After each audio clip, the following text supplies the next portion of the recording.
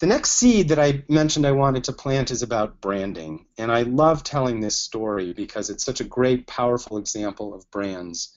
All of the examples I mentioned thus far relate to branding as well, as I'll show you.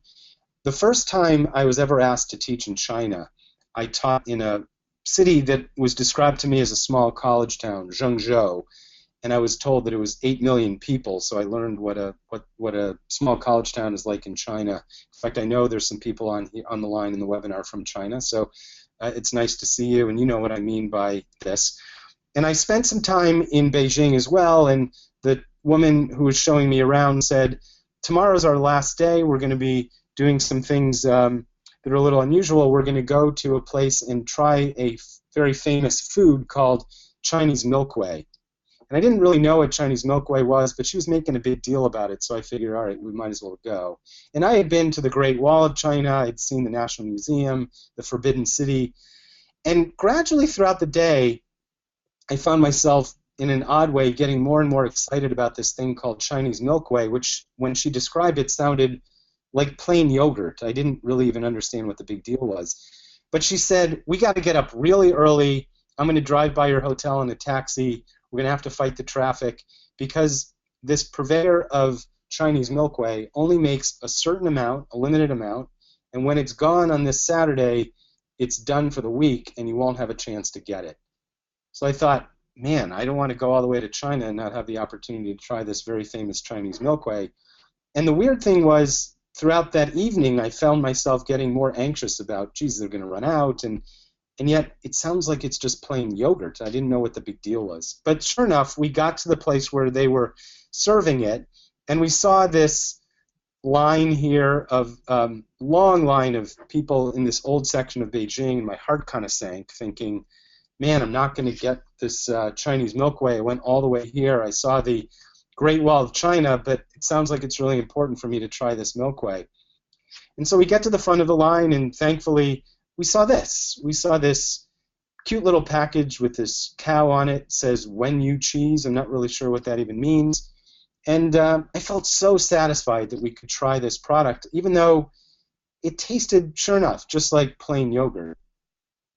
So we're packing up to go, and we start moving along. My tour guide is taking me down the block, and I see this store right next door, and I don't know Mandarin, so I had to ask, what does this mean, this sign at the top? And she says, oh, what do they sell there? They sell Chinese milkway. And I said, hold on a minute. You had me get up really early this morning. We fought traffic in a taxi cab.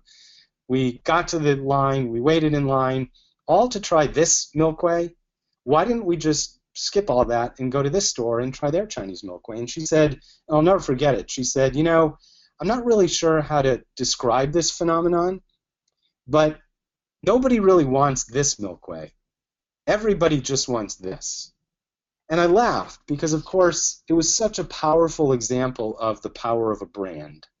And so I encourage all of you, and in the workshops and in my other work, I talk a lot more about branding and what I learned at P&G about it, but sometimes it's in the oddest places that we learn about the power of brands. And here's the lineup of all the ones we've discussed so far. And frankly, although I mentioned the power of G-Form's technology, over time, the power of G-Form's brand, I think, is going to be much more valuable in terms of the overall value of the company.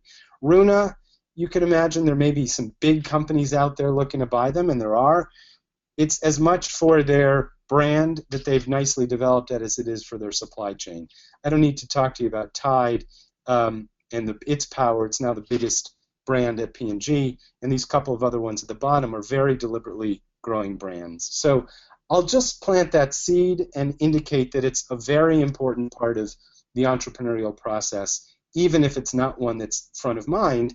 And that applies to non-consumer products too, which I know are on some of your minds too. Medical devices, healthcare services.